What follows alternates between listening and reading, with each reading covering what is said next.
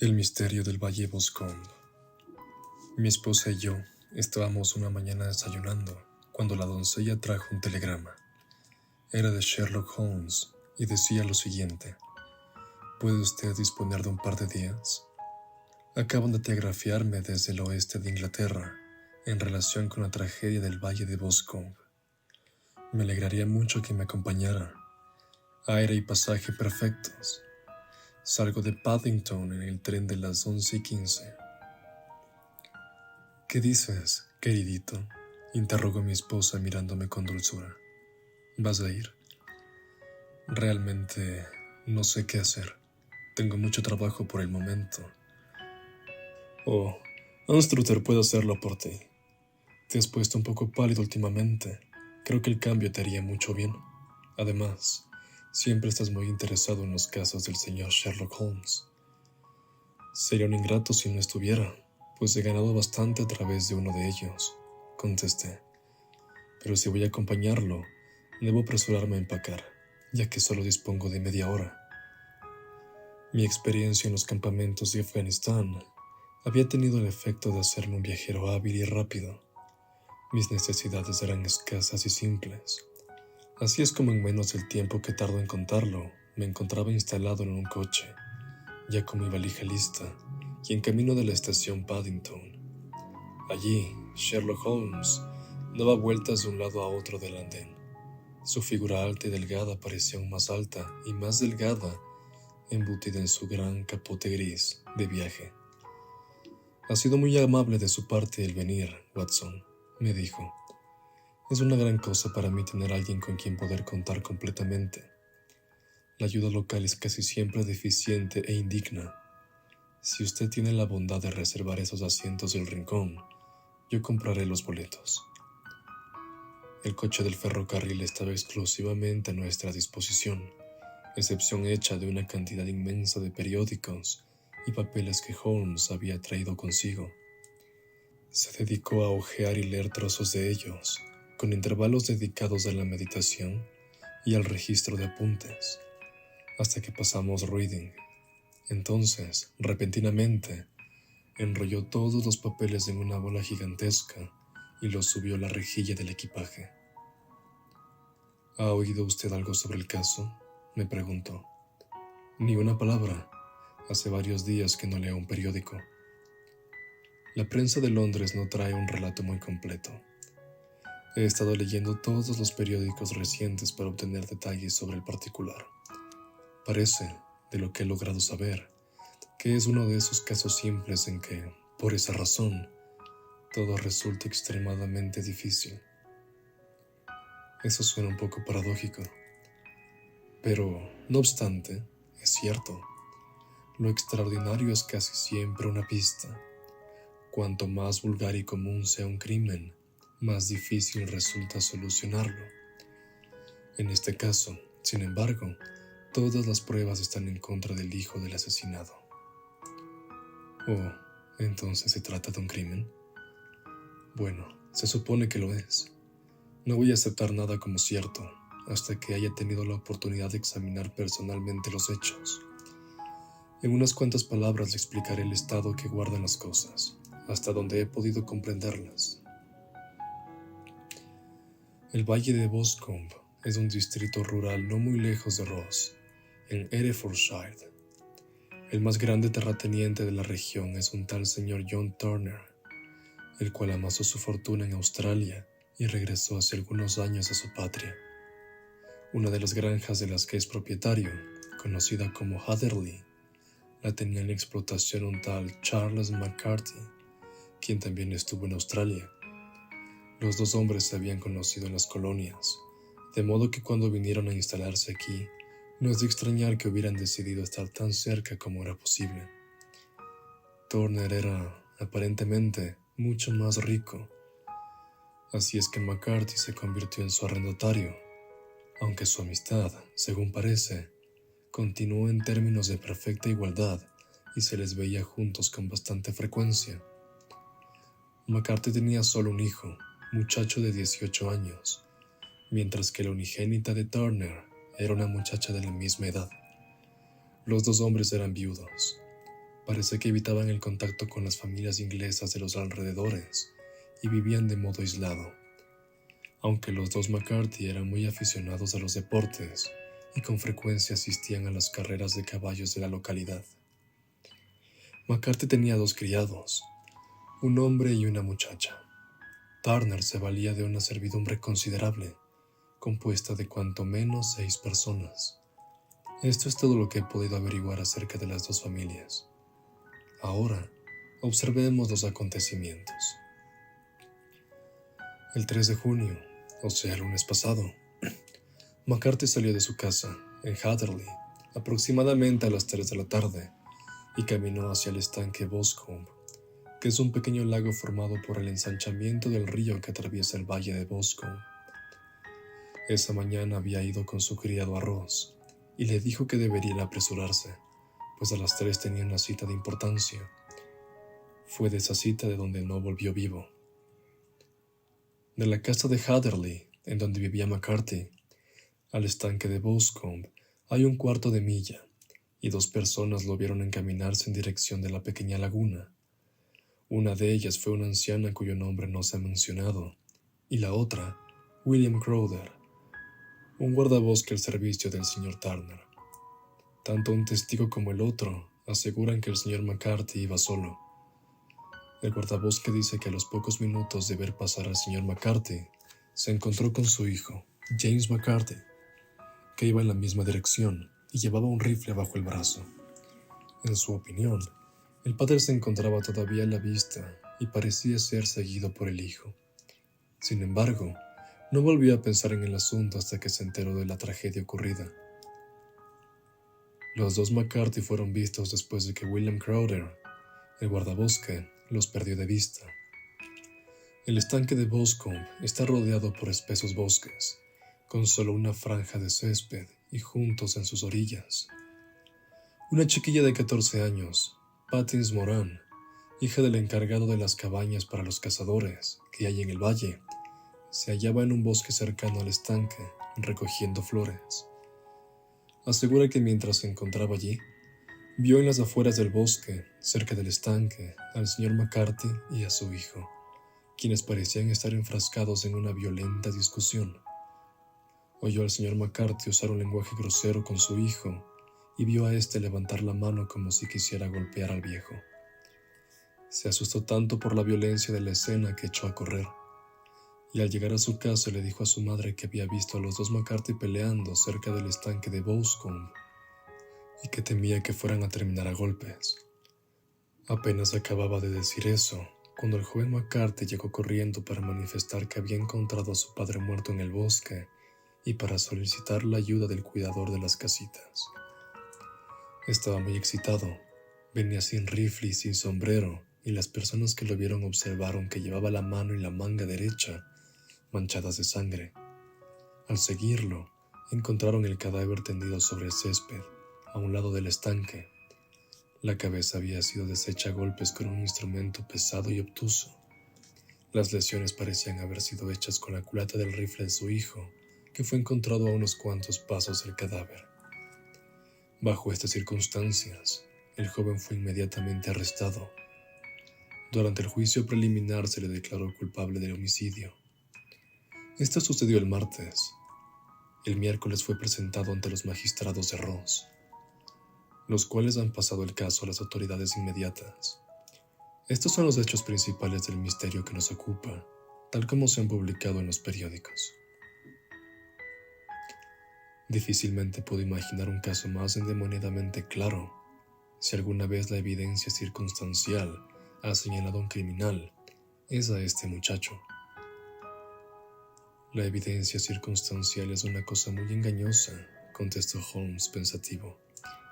Parece señalar en forma objetiva hacia una cosa, pero si usted desvía un poco su propio punto de vista, puede encontrar que señala, de un modo igualmente determinado, hacia otra cosa por completo diferente. Debo confesar, sin embargo, que la situación del joven me parece terriblemente comprometedora y es muy posible que sea el culpable. No obstante, hay personas en los alrededores, y entre ellas la señorita Turner, hija del poderoso terrateniente de la localidad. que creen en su inocencia y han recurrido a Lestrade, a quien usted quizá recuerde en relación con el estudio en escarlata, para que resuelva el misterio por su cuenta. Lestrade, que se encuentra desconcertado, ha apelado a mí. De ahí que dos caballeros de edad madura vuelen hacia el oeste a 50 millas por hora, en lugar de estar en su casa digiriendo tranquilamente el desayuno. Me temo que los hechos son tan obvios que le parecerá a usted que obtiene muy poco crédito al resolver un caso así. No hay nada más engañoso que lo obvio, contestó echándose a reír. Además, quizás encontraremos otros hechos obvios que no le han parecido así al señor Lestrade. Usted me conoce demasiado bien para considerarme vanidoso si digo que confirmaré o destruiré la teoría del señor Lestrade, valiéndome de medios que él es incapaz de emplear o de entender. Para tomar el primer ejemplo que tengo a mano, le diré que percibo muy claramente que en la alcoba de usted la ventana está del lado derecho. Sin embargo, dudo mucho que el señor Lestrade hubiera notado una cosa tan evidente. Pero, ¿cómo demonios? Mi querido amigo, lo conozco a usted bastante bien. Conozco muy bien la limpieza militar que lo caracteriza. Se afeita todas las mañanas y, en esta época del año, lo hace valiéndose de la luz del día. Pero como noto que su afeitada es menos cuidadosa a medida que su rostro se extiende hacia la izquierda, hasta convertirse en positivamente descuidada al llegar a la mandíbula, me resulta muy claro que esa parte de su habitación está menos iluminada que la otra. No podría imaginarme a un hombre de sus hábitos, examinándose bajo una luz directa y completa y considerándose satisfecho con ese resultado. Solo le digo esto como un ejemplo trivial de la observación y la deducción. En eso estereo mi oficio, y es posible que no sea de alguna utilidad en la investigación a la que vamos a consagrarnos. Hay 1 o 2 puntos menores que salieron a relucir durante el juicio preliminar, y son muy dignos de ser tomados en consideración. ¿Y cuáles son? Parece que su arresto no se llevó a cabo de inmediato, sino después del retorno a la granja Hatherley, cuando el inspector de policía local le dijo que se considerara preso. Comentó que eso no le sorprendía, pues no era más que recibir su merecido. Esta observación produjo el efecto natural de borrar toda señal de duda que pudiera quedar en la mente del jurado. «Fue una confesión», exclamé. «No, porque a eso siguió su protesta de inocencia». Como remate de toda aquella larga cadena de circunstancias en su contra, ese comentario es por demás sospechoso. Al contrario, es el rayo de luz más claro que, por el momento, logro vislumbrar entre las opacas nubes. Por inocente que pueda ser, no resulta creíble que sea tan imbécil como para no darse cuenta de que todas las circunstancias están en su contra. Si hubiera aparentado sorprenderse por su arresto, hubiese fingido indignación. Lo consideraría mucho más sospechoso, ya que, aunque la sorpresa y la cólera pueden ser muy naturales bajo estas circunstancias, no es menos cierto que a un hombre culpable le habrían parecido la mejor política a seguir.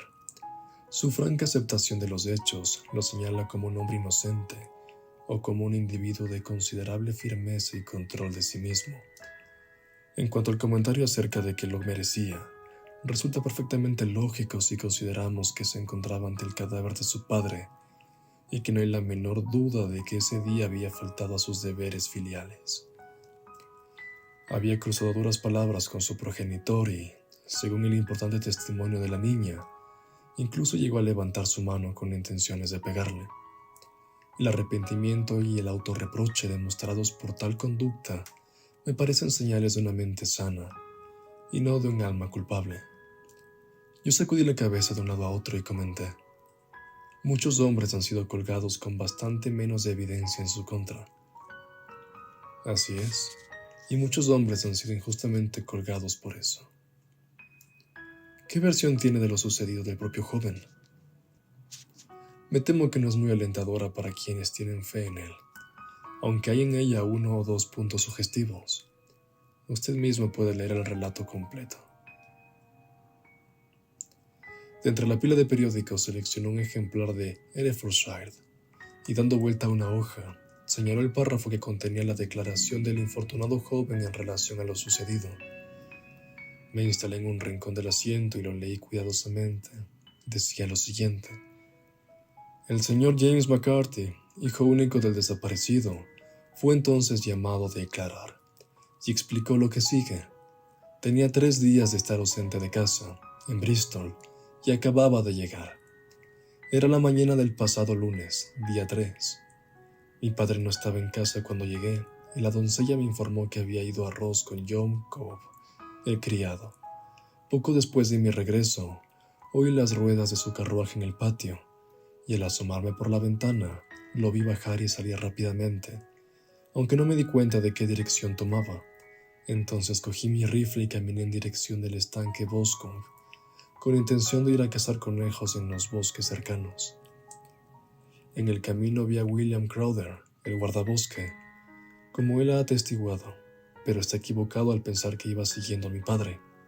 Yo no tenía la más leve idea de que él iba delante de mí. Aproximadamente a 100 metros del estanque oí un grito de «¡Cui!», que era una señal especial que usábamos papá y yo. Corrí y lo encontré cerca del estanque, de pie. Pareció sorprenderse mucho de verme y me preguntó con cierta brusquedad qué estaba haciendo allí. Su actitud provocó una discusión que nos llevó a usar palabras muy duras y casi a terminar a golpes, pues mi padre era un hombre de genio muy vivo. Al ver que su furia se estaba volviendo incontrolable, me marché y empecé a caminar en dirección de Hatherley. No había avanzado más de 150 metros cuando oí un grito espantoso en mis espaldas, lo que me hizo regresar corriendo. Encontré a mi padre en el suelo, agonizando, con heridas terribles en la cabeza. Dejé caer mi rifle y lo tomé en mis brazos, pero casi inmediatamente expiró. Permanecí arrodillado a su lado varios minutos, y luego me dirigí hacia la casa del cuidador de las cabañas para pedir ayuda. No había nadie cerca de mi padre cuando volví a su lado, y no tengo idea de quién pudo haberlo matado. No era un hombre popular, debido a la frialdad y altivez de su carácter, pero, hasta donde yo sé, no tenía ningún enemigo declarado. No sé nada más respecto a este asunto. El fiscal. ¿Hizo su padre alguna declaración antes de morir? Testigo. Murmuró algunas palabras, pero solo pude entender una alusión respecto a una rata. El fiscal. ¿Qué cree usted con eso? Testigo. No le encuentro ningún significado. Supongo que estaba delirando. El fiscal. ¿Sobre qué cosa tuvieron usted y su padre esa discusión final? Testigo. Preferiría no contestar. El fiscal. Me veo obligado a insistir al respecto. Testigo. Me es realmente imposible decírselo, pero puedo asegurarle que no tuvo ninguna relación con la tragedia que ocurrió después. El fiscal. Eso toca decidirlo a la corte.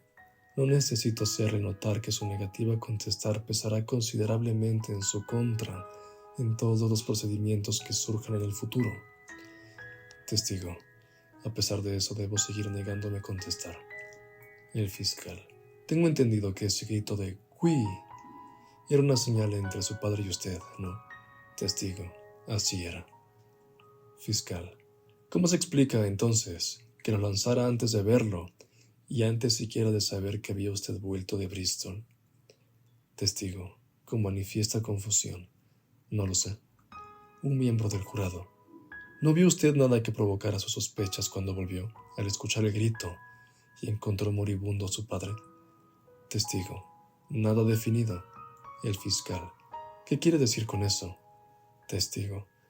Estaba tan alterado y tan emocionado cuando eché a correr que no pude pensar en otra cosa que no fuera mi padre. Sin embargo, tengo una vaga impresión de haber visto algo sobre el suelo, a mi izquierda.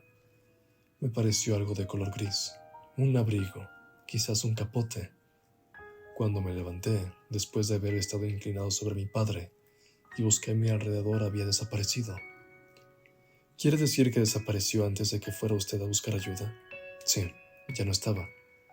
¿No puede decir qué era? No, tuve solo la impresión de que había algo allí. ¿A qué distancia del cuerpo? Aproximadamente a 12 metros. ¿Y a qué distancia de la orilla del estanque? Aproximadamente la misma.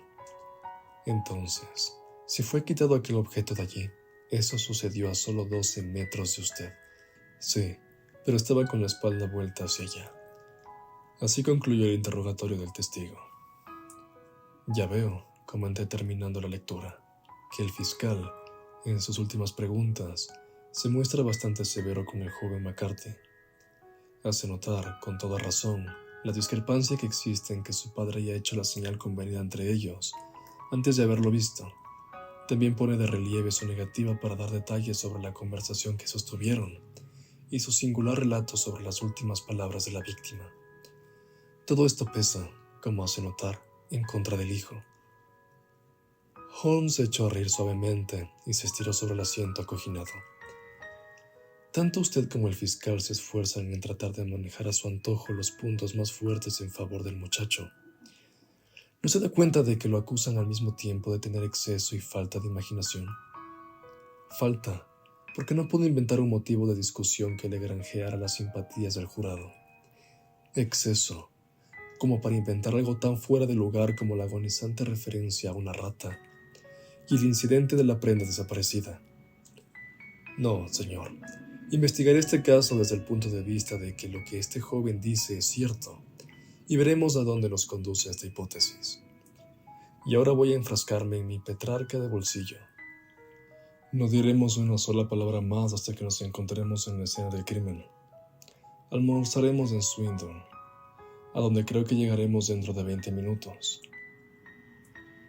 Eran casi las 4 de la tarde cuando por fin, después de atravesar el hermoso valle de Strond y pasar sobre el ancho y brillante Severna, nos encontramos en la simpática población rural de Ross. Un hombre alto, de constitución y facciones férreas, y de aspecto desconfiado y tímido, nos esperaba en el andén. A pesar del saco ligero, color marrón claro, y de las guardapiernas de piel que llevaba puestas en deferencia a aquel medio rústico, no me fue difícil reconocer en él al famoso detective Lestrade, de Scotland Yard. Con él nos dirigimos hacia los departamentos Hereford, en donde nos había reservado una habitación. He ordenado un carruaje para esta tarde, dijo Lestrade mientras tomábamos una taza de té. Conozco su carácter activo y comprendo que no estará contento hasta que haya visitado la escena del crimen. Fue muy amable de su parte, contestó Holmes, pero todo es cuestión de lo que diga el barómetro sobre la presión atmosférica. Lestrade lo miró lleno de asombro. No le comprendo. ¿Cómo está el barómetro? 29. Ya veo. No hay viento ni se mueve una sola nube en el cielo. Tengo una cajetilla llena de cigarrillos que me están invitando a que los fume. El sofá es muy superior a esos muebles abominables que hay en la mayoría de los hoteles. Por todo ello, no creo muy probable que use el carruaje esta noche. Lestrade se echó a reír, indulgentemente, y dijo: sin duda alguna, usted se ha formado ya sus opiniones muy personales con lo que ha leído en los periódicos. El caso es claro como la luz del día. Desde luego, no se puede negar la ayuda a una dama, sobre todo cuando insiste tanto como la señorita que ha recurrido a nosotros. Ha oído hablar de usted y desea su opinión, aunque le he dicho repetidamente que usted no puede hacer más de lo que ya he hecho yo mismo. Vaya, bendito sea el cielo, hablando de ella, y llega su carruaje. No había terminado de hablar cuando ya se encontraba en la habitación una de las jóvenes más lindas que he visto en mi vida. Sus ojos color violeta brillaban intensamente, sus labios estaban entreabiertos y el rubor teñía sus mejillas. Se notaba que la terrible preocupación que la embargaba le había hecho perder toda reserva. «Oh, señor Sherlock Holmes», gritó mirando de mi amigo a mí. Finalmente, con rápida intuición femenina, se dirigió a mi compañero. «Me alegra tanto al verlo aquí. He venido al pueblo para decírselo. Sé que James no lo hizo. Lo sé y quiero que empiece a trabajar sabiéndolo usted también. No se permita la menor duda al respecto. James y yo nos conocemos desde niños y conozco sus defectos como nadie, pero es demasiado bondadoso de corazón para hacerle daño incluso a una mosca. La acusación que le hacen es absurda para todo aquel que lo conoce realmente. Espero que podamos poner de relieve su inocencia, señorita Turner», dijo Sherlock Holmes, Puede usted confiar en que haré todo lo que esté de mi parte. Pero, usted ha leído la evidencia. ¿Ha sacado alguna conclusión de ella? ¿No nota algún punto que pudiera favorecer a James? ¿Cree usted que sea inocente? Me parece que es lo más probable. ¿Lo ve usted? Gritó echando hacia atrás su cabeza y mirando con expresión desafiante a Lestrade. Ya lo oye. Me da esperanzas.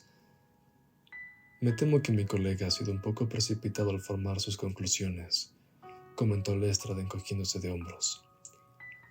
Pero está en lo cierto. Oh, yo sé que está en lo cierto. James no hizo eso. Y en cuanto a la pelea con su padre, estoy segura de que la razón de que se niegue a hablar de ella es que se relaciona conmigo. ¿En qué forma?, preguntó Holmes. Bueno, no es momento para ocultar nada. James y su padre habían tenido muchos disgustos respecto a mí. El señor McCarthy estaba muy interesado en que nos casáramos.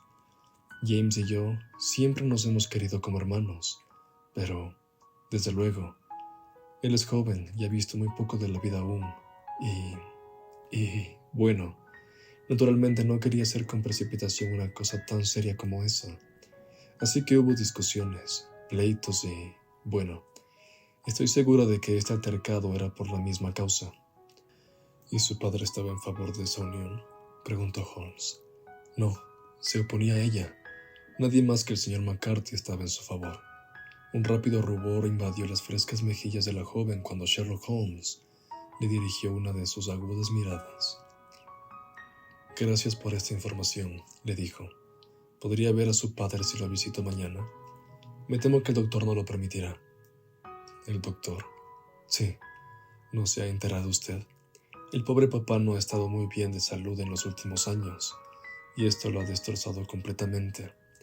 Ha tenido que guardar cama y el doctor Willows dice que su condición es muy delicada y que su sistema nervioso ha sufrido un terrible sacudimiento. El señor McCarthy era el único hombre de esta región que conoció a papá en su juventud, cuando vivía en Victoria. Ah, en Victoria. Eso es importante. Sí, en las minas. Comprendo. En las minas de oro donde, según tengo entendido, el señor Turner hizo su fortuna. Sí, es cierto. Muchas gracias, señorita Turner. Me ha sido usted extremadamente valiosa como colaboradora. Mañana me dirá si ha logrado algo.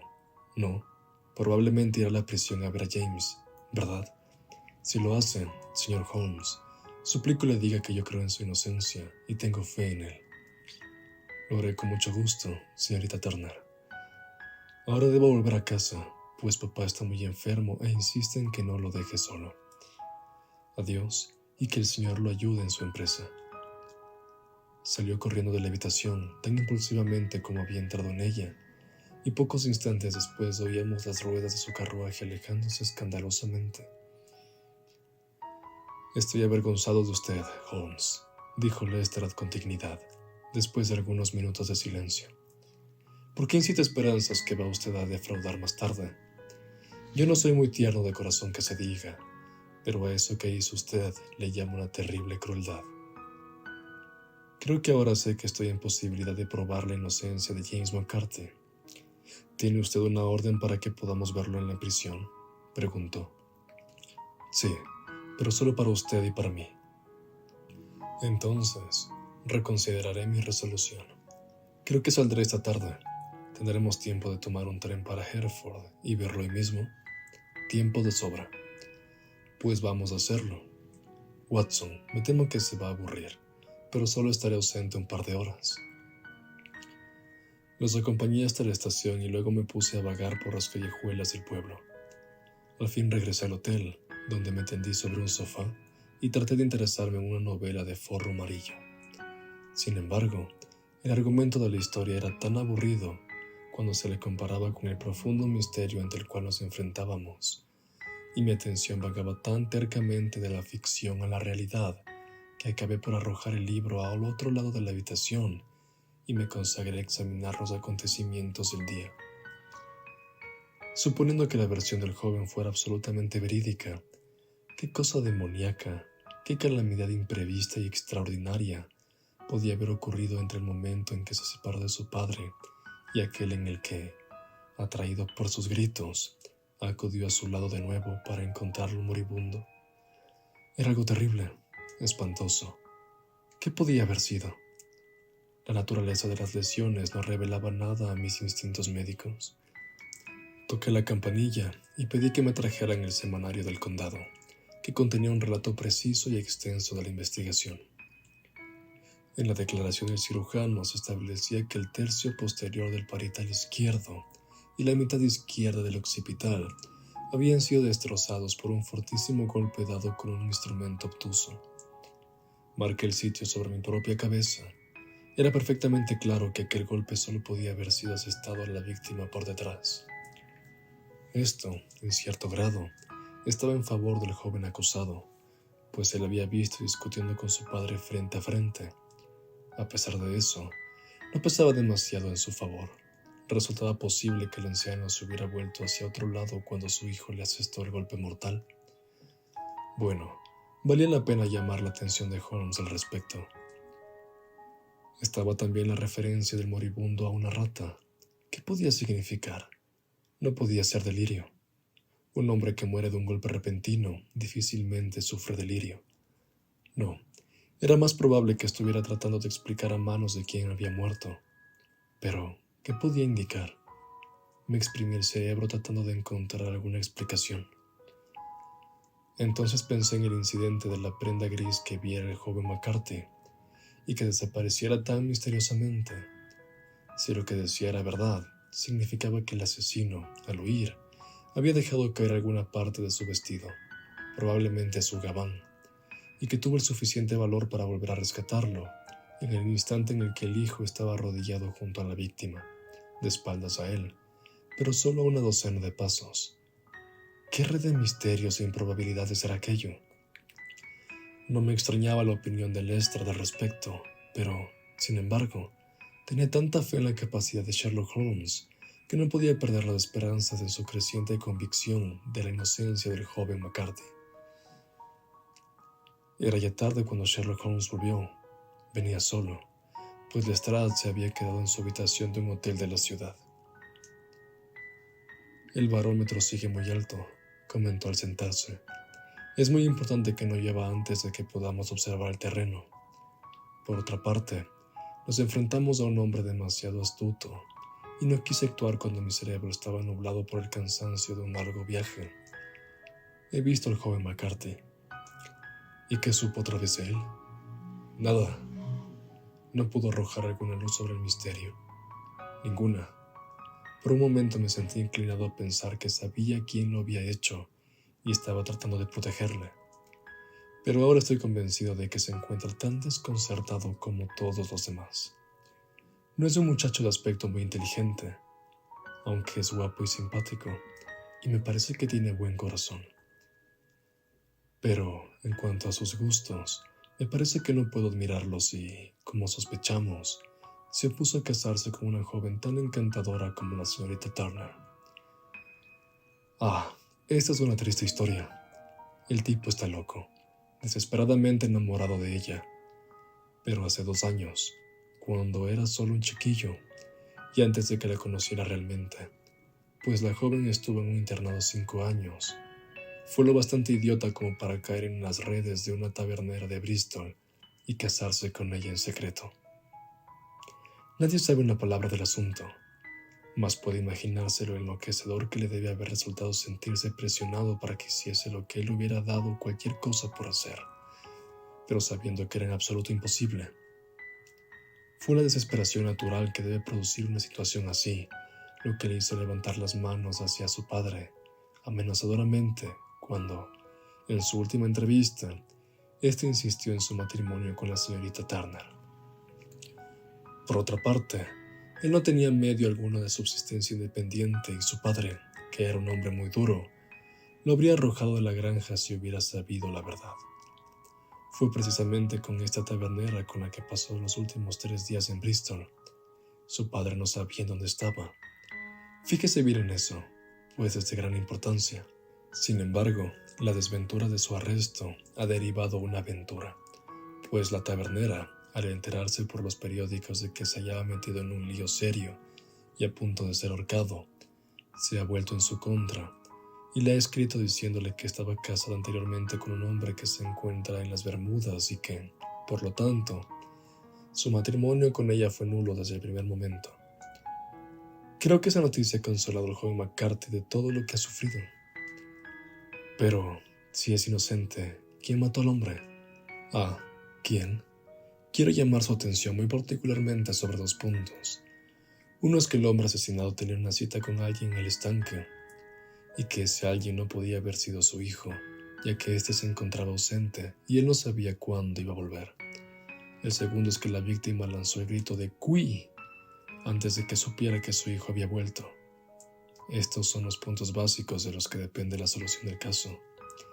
Y ahora, hablemos sobre literatura, si tienen la bondad, y dejemos todo este asunto pendiente hasta mañana. No llovió, como Holmes había predicho, y la mañana siguiente amaneció brillante y sin nubes. A las 9 en punto, Lestrade se presentó con el carruaje y partimos hacia la granja Hatherley y hacia el estanque de Boscombe. Hay serias noticias de esta mañana, informó Lestrade.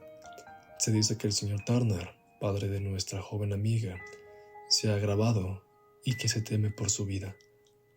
Supongo que es un hombre anciano, dijo Holmes, de poco más o menos 60 años, pero su salud fue seriamente afectada por la vida en las colonias y desde hace algún tiempo su estado se ha ido empeorando. La muerte de McCarthy tuvo muy mal efecto en él. Habían sido amigos íntimos por años y Turner era, según he sabido, un gran benefactor de McCarthy, pues le concedió las mejores tierras de su región, que forman la granja Hatherley, sin cobrarle nada de renta. Eso es muy interesante, comentó Holmes.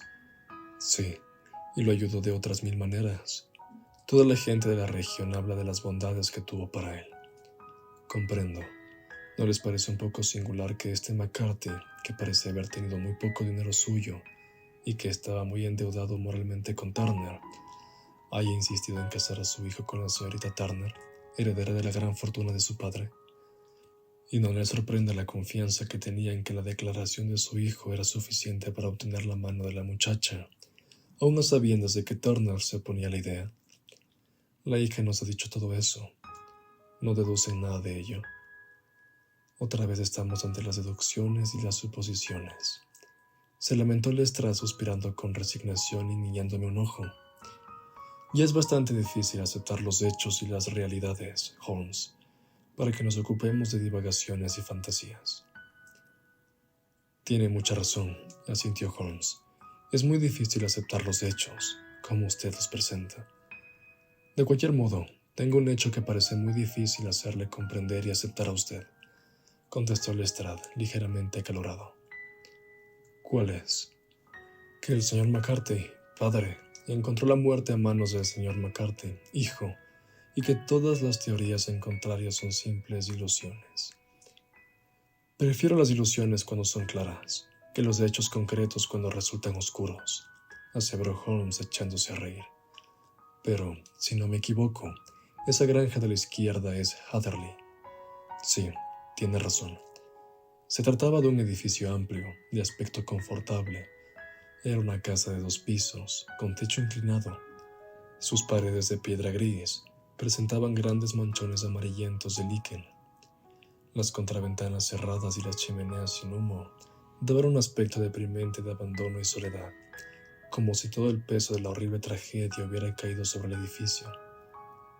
Una vez que nos encontramos en el interior, Holmes pidió a la criada le mostrara las botas que su amo llevaba en el momento de su muerte, así como unas de su hijo, aunque en este caso no fueran las que usara la tarde de la tragedia. Después de medir las botas desde 7 u 8 ángulos diferentes, Holmes pidió que lo llevaran al patio, desde donde todos partimos siguiendo el polvoso sendero que conducía al estanque de Boscombe. Sherlock Holmes se transformaba en otro hombre cuando se encontraba sobre una pista como esta. Quienes hubiesen visto solamente al pensador profundo y al lógico de Baker Street, difícilmente lo habrían reconocido. Su rostro se enrojecía y adquiría una expresión muy seria. Sus cejas se fruncían hasta convertirse en 2 espesas líneas negras, y sus ojos brillaban como acero bajo de ellas.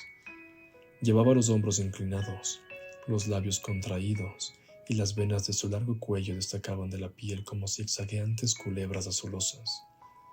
Sus fosas nasales parecían dilatarse como las de un sabueso cuando va olfateando una pista, y su mente estaba tan absolutamente concentrada en el asunto que lo ocupaba, que cualquier pregunta o comentario que se le hiciera no era registrado por sus oídos. O en el mejor de los casos, solo provocaba un gruñido de impaciencia como toda respuesta. Rápida y silenciosamente, avanzó por el sendero que atravesaba bosquecillos y arboledas, hasta internarse en los bosques, ahora espesos y oscuros, que rodeaban el estanque de Bosco. Era un terreno húmedo y pantanoso, como el de toda esa región, y había señales de muchos pies, tanto en el propio sendero como entre el césped que bordeaba este a ambos lados. Algunas veces, Holmes echaba a correr, otras se detenía por largo rato, y hubo un momento en que hizo una pequeña incursión hacia la arboleda. Lestrade y yo caminábamos detrás de él. El detective, con expresión indiferente o despreciativa. Yo, con el profundo interés derivado de la convicción de que cada una de sus acciones iba dirigida hacia un fin definido. El estanque de Boscombe, que es una pequeña extensión de agua bordeada por junquillos, está situado en los límites entre la granja Heatherley y el parque privado del rico señor Turner. Más allá de los bosques que se extendían al lado sur del estanque, podíamos ver los remates de las torrecillas rojas que sugerían la esplendidez de la casa del poderoso terrateniente. Del lado del estanque correspondiente a Heatherley, el bosque era muy espeso y había una estrecha cinta de hierba húmeda, de aproximadamente 20 pasos de ancho, entre el sitio en que terminaban los árboles y los junquillos que bordeaban el estanque. Lestrade nos mostró el punto exacto en que fuera encontrado el cadáver. El terreno era tan húmedo que yo podía ver con claridad las huellas que había dejado la caída del hombre asesinado. Holmes, según notaba yo en sus ojos brillantes y su rostro ansioso, podía leer muchas otras cosas en la hierba húmeda y aplastada. Corrió de un lado a otro, como un perro que siguiera la pista de un olor, y de pronto se volvió a Lestrade. «¿Qué fue usted a hacer al estanque?», preguntó. «Estuve hurgando el fondo con un rastrillo, pensando que podría encontrar un arma o alguna otra cosa de interés. Pero, ¿cómo diablos supo que...? Oh, no tengo tiempo de explicar. Ese pie izquierdo de usted, que siempre lleva torcido hacia adentro, se ve por todas partes. Hasta un ciego podría seguirlo. Y allí se desvanece entre los juncos. Oh, qué simple habría sido todo si hubiera llegado yo antes de que pasara esta manada de búfalos de la policía, para borrar lo más interesante. Aquí están las huellas del primer grupo que vino con el encargado de las casitas del bosque, y que borró todas las huellas en 2 o 3 metros de la redonda del cadáver. Pero aquí hay 3 rastros diferentes, de las mismas pisadas. Extrajo una lupa y se arrodilló para ver mejor. Empezó a monologar en voz alta, más que hablar con nosotros. Aquí están las pisadas del viejo McCarthy mientras daba vueltas de un lado a otro.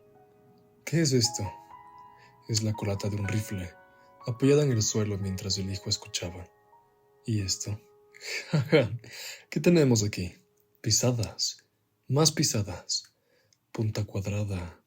Son botas un poco raras. Vienen, van, vienen de nuevo. Desde luego. Regresaban en búsqueda de la prenda de vestir. ¿De dónde proceden? Corrió de un lado al otro, algunas veces perdiendo y otras encontrando la pista, hasta que nos llevó a la orilla del bosque y quedamos bajo la sombra de una gran hoya. El árbol más grande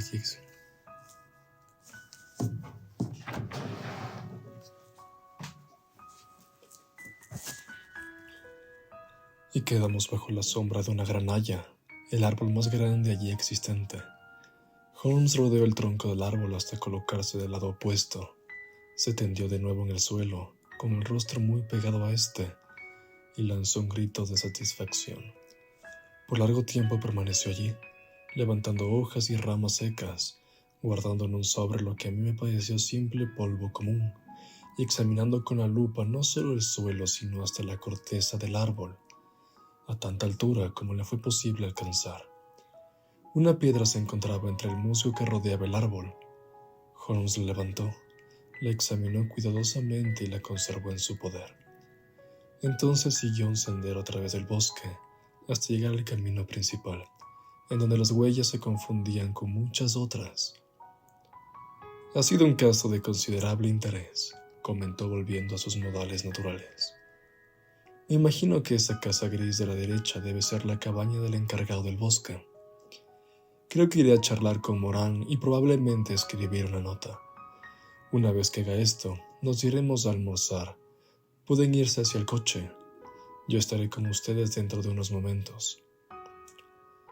10 minutos después nos encontrábamos otra vez en el interior de nuestro carruaje, en dirección a Ross. Holmes todavía llevaba consigo la piedra que había recogido en el bosque. Esto puede interesarle, Lestrade, comentó extendiéndole la piedra. El asesinato fue cometido con ella. No veo ninguna huella. ¿No la hay? Entonces, ¿cómo sabe que es el arma homicida?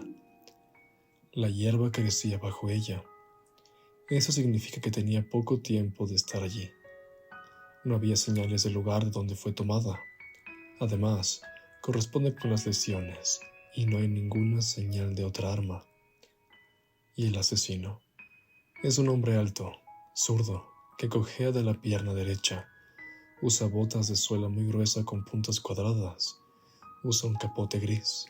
Fuma cigarrillos de la India con boquilla y tiene un cortapluma sin filo.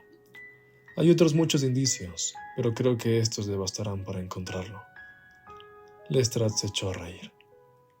Me temo que sigo siendo un escéptico, dijo. Todas esas teorías están muy bien, pero vamos a enfrentarnos con un jurado británico de ideas muy realistas. Ya veremos, contestó Holmes tranquilamente. Usted siga su propio método y yo seguiré el mío. Estaré ocupado esta tarde y probablemente volveré a Londres en el tren nocturno. ¿Va a dejar su caso inconcluso? No, perfectamente concluido. Pero el misterio está resuelto. ¿Quién es el criminal? El caballero a quien he descrito. Pero, ¿quién es él? Seguramente no le va a ser muy difícil averiguarlo. Este no es un condado muy populoso. Lestrade se encogió de hombros y confesó. Soy un hombre práctico y no puedo dedicarme a registrar toda la región buscando un caballero zurdo con una pierna enferma. Me convertiría en el hazmerreír de Scotland Yard. Muy bien, dijo Holmes tranquilamente. No puede negar que le ha dado una oportunidad de echar mano al asesino. Hemos llegado a su hotel. Adiós. Le escribiré unas líneas antes de marcharme. Después de dejar a Lestrade en su hotel, nos dirigimos al nuestro, en donde encontramos ya el almuerzo servido. Holmes comió en silencio, sumido en profundos pensamientos. Su rostro tenía una expresión dolorosa, como la de una persona que se encuentra en una posición difícil. Venga, Watson, siéntese aquí y déjeme explicarle algo. Me invitó cuando retiraron la mesa. No sé qué hacer y su consejo puede serme muy valioso. Encienda un habano y escúcheme. Estoy listo. Bueno, al examinar este caso encontramos 2 puntos en el relato del joven McCarthy que nos impresionaron instantáneamente. A usted en su contra y a mí en su favor. Uno era el hecho de que su padre había gritado, antes de verlo, la señal conocida solo por ellos. El otro era la singular referencia del moribundo a una rata. Según sabemos, murmuró varias palabras, pero eso fue todo lo que su hijo escuchó. Desde ese doble punto debe iniciarse nuestra investigación, presumiendo que lo que el muchacho ha dicho sea absolutamente cierto. Entonces, ¿qué significó ese grito? Bueno, obviamente no podía ser dirigido al hijo. Su hijo, hasta donde él sabía, se hallaba en Bristol. Fue una simple coincidencia que el muchacho lo escuchara. El qui estaba destinado a atraer la atención de la persona con quien tenía la cita. Ese grito es peculiarmente australiano y solo es usado entre los australianos. Por tanto, podemos presumir que la persona a quien McCarthy esperaba en el estanque de Boscombe era alguien que había estado en Australia. ¿Y qué me dice de la rata? Sherlock Holmes extrajo de su bolsillo un papel doblado y lo extendió en la mesa. Este es un mapa de la colonia de Victoria, en Australia. Anoche lo mandé pedir a Bristol. Extendió su mano sobre parte del mapa. ¿Qué lee usted aquí? Arrata, leí. Y ahora levantó la mano. Balarrata. Exactamente. Esa era la palabra que quería decir el señor McCarthy y de la cual su hijo solo escuchó las 2 últimas sílabas. Estaba tratando de decir el nombre de su asesino. Fulano de tal, de Balarrata. Es maravilloso, exclamé. Es simplemente obvio. Y ahora, como ve usted, he estrechado considerablemente nuestro campo de acción. La posesión de una prenda de vestir color gris fue un tercer punto que, de ser verídica la declaración del hijo, podía considerarse como una certidumbre. Ahora hemos salido de lo impreciso a lo definido. Tenemos un australiano de Balarrata, con un capote gris. Así es. Y un individuo perfectamente familiarizado con el distrito, pues solo se puede llegar al estanque a través de la granja de McCarthy o de la propiedad del señor Turner, en donde habría sido muy difícil que anduviera un desconocido. Es verdad. Ahora llegamos a nuestra expedición de hoy. Examinando el terreno obtuve esos detalles que le di a ese imbécil de Lestrade, referentes a la personalidad del criminal. ¿Cómo los obtuvo? Ya conoce mis métodos. Se fundan en la observación de las trivialidades aparentes. Ya sé que su altura la puede calcular por el largo de sus pisadas. También las botas pudieron ser definidas por las huellas que dejaron, pero dígame usted, ¿cómo le hizo para saber que cojeaba? La impresión de su pie derecho era siempre menos clara que la de su pie izquierdo. Apoyaba menos el peso sobre ese pie. ¿Por qué? Porque cojeaba. ¿Y cómo supo que era zurdo? Usted mismo se extrañó de la naturaleza de las lesiones, según fueron explicadas por el cirujano durante la investigación. El golpe fue asestado por detrás y, sin embargo, cayó sobre el lado izquierdo de la cabeza de la víctima. ¿Cómo pudo ser eso, a menos que hubiera sido asestado por un zurdo? Había estado de pie detrás del árbol durante la entrevista entre el padre y el hijo. Hasta estuvo fumando allí. Encontré la ceniza de un cigarro, y mis conocimientos especiales sobre la ceniza del tabaco me permitieron decidir que se trataba de un cigarro de la India. Como usted sabe, he dedicado mi atención a este asunto y he escrito una pequeña monografía sobre las cenizas de 140 variedades de tabaco de cigarrillo, habano y pipa. Después de encontrar la ceniza, miré a mi alrededor y descubrí la colilla entre el musgo donde había sido arrojada. Era un cigarro indio, de la variedad que se manufactura en Rotterdam. ¿Y la boquilla? Noté que el extremo del cigarro no mostraba señales de haber estado en su boca. Por lo tanto, usó una boquilla. La punta había sido cortada, no mordida, pero el corte estaba mal hecho, por lo que deduje que habían usado un cortaplumas de poco filo. Holmes, ha tendido usted una fina red alrededor de este hombre, de la cual no puede escapar, y ha salvado a un inocente tan realmente como si hubiera cortado la cuerda que lo estaba ahorcando. Ya veo la dirección hacia la cual señalan todos estos puntos.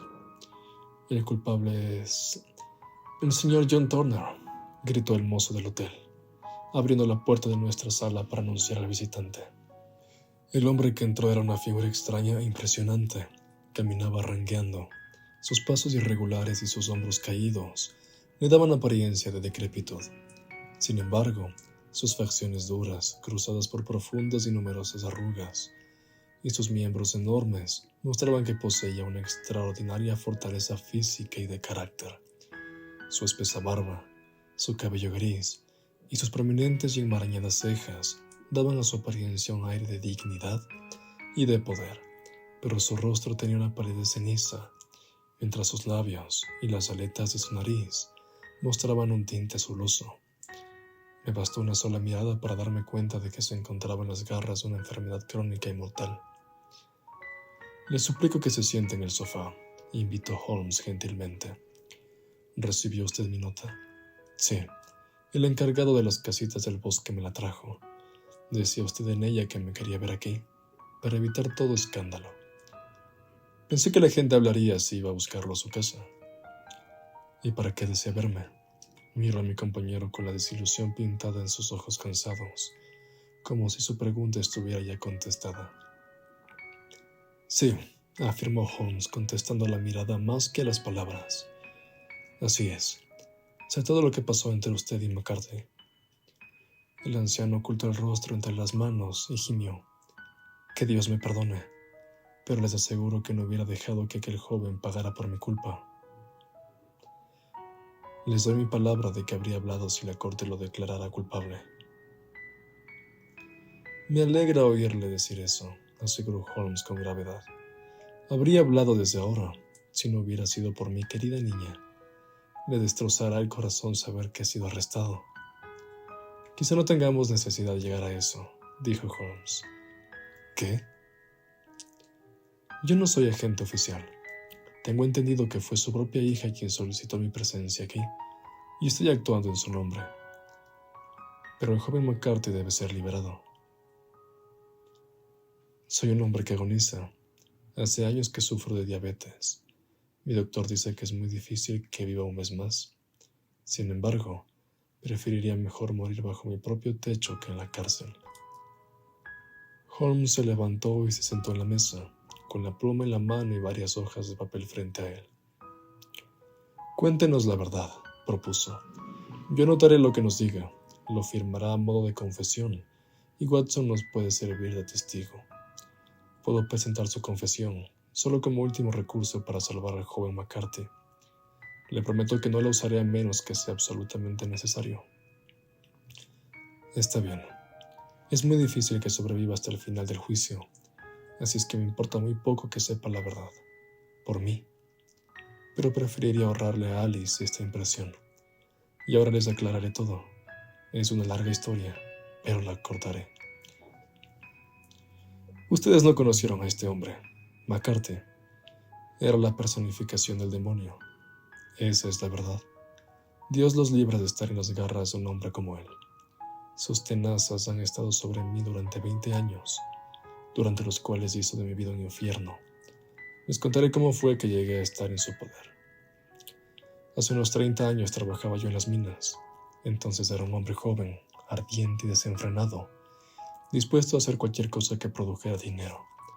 Tuve malas compañías, me dio por beber, y como mi trabajo no me producía el dinero que yo ambicionaba, me di a la mala vida.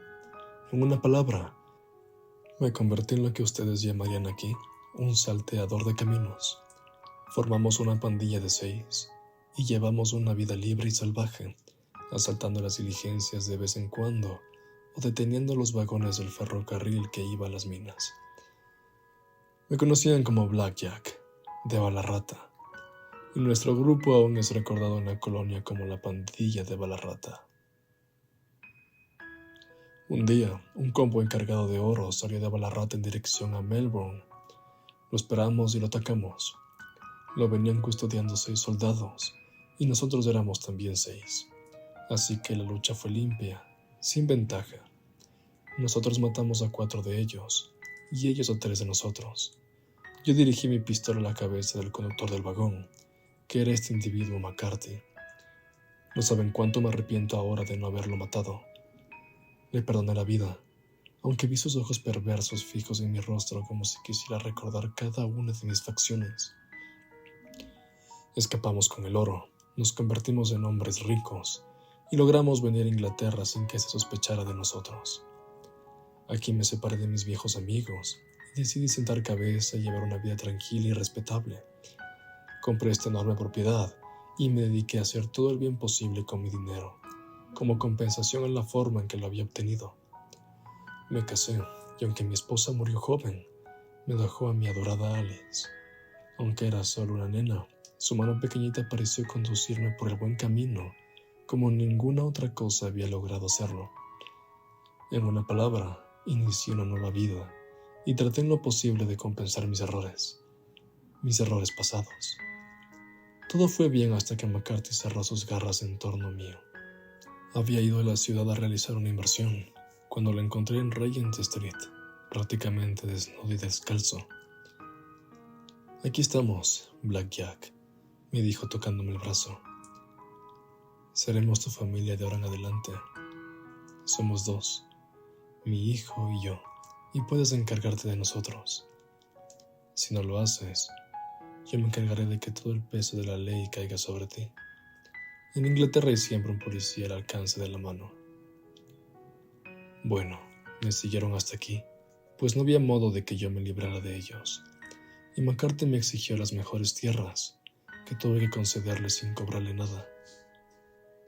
No hubo para mí paz, ni descanso, ni olvido. Hacia donde quiera que volviera los ojos, tenía su rostro astuto y sonriente frente a mí. Las cosas empeoraron cuando Alice creció, pues McCarthy se dio cuenta de que yo temía más que llegase ella a saber mi pasado a que lo supiera la policía. Todo lo que me pidió tuve que dárselo sin vacilar. Tierra, dinero, casas, hasta que por último me pidió algo que no podía concederle. Me pidió a mi hija. Su hijo, como han visto, había crecido, al igual que mi hija. Todos sabían que mi salud era delicada y a McCarthy le pareció una buena idea que su hijo se convierta en dueño y señor de todas mis propiedades. Pero en ese punto me mostré inexorable. No podía permitir que su sangre maldita se mezclara con la mía. No era que el muchacho me disgustara, pero la sangre de McCarthy corría por sus venas, y eso era suficiente para mí. Me mostré firme. McCarthy me amenazó. Le dije que hiciera lo que quisiera. Debíamos encontrarnos en el estanque, a la mitad del camino entre nuestras casas, para discutir por última vez la cuestión. Cuando llegué lo encontré hablando con su hijo. Así es que me puse a fumar y esperé detrás de un árbol hasta que estuviera solo. Pero a medida que lo oí hablar me iba invadiendo una cólera sorda y negra que no podía controlar. Urgía a su hijo a casarse con mi niña, con tan poca consideración respecto a lo que ella pensara, cual si se tratara de una mujerzuela. Eso me enloqueció, y no pude soportar la idea de que lo que más quería en el mundo estuviera en poder de un hombre así. ¿Cómo podía romper las cadenas que me unían a él? Yo era un hombre moribundo, invadido de la más terrible desesperación. Aunque mi mente está clara y mi cuerpo fuerte, sé muy bien que mi destino ha sido marcado ya. Pero podía salvar a mi hija, y a mi honra se callaba para siempre aquella lengua viperina. Y lo hice, señor Holmes. Y lo haría otra vez. Por mucho que haya pecado, la vida de martirio que me hizo llevar este hombre ha sido un castigo más que justo. Pero el que mi hija fuera arrastrada a la desventura por mi culpa era más de lo que podía soportar. Lo golpeé sin más compasión de la que hubiera sentido al pisar un animal venenoso. Su grito atrajo a su hijo. Sin embargo, yo había llegado ya al refugio del bosque, aunque me había obligado a volver para recobrar el capote que se me había caído en la fuga. Esa es la historia verdadera, caballeros, de todo lo que ocurrió. Bueno, no me toca a mí juzgarlo, explicó Holmes cuando el viejo firmó la confesión de su crimen. Espero que nunca nos veamos expuestos a una situación como la de usted. Yo también lo espero, sí, señor. ¿Y qué intenta hacer conmigo? En vista de su estado de salud, nada. Usted mismo se da cuenta de que pronto tendrá que responder por sus acciones ante un juez más alto que todas nuestras cortes.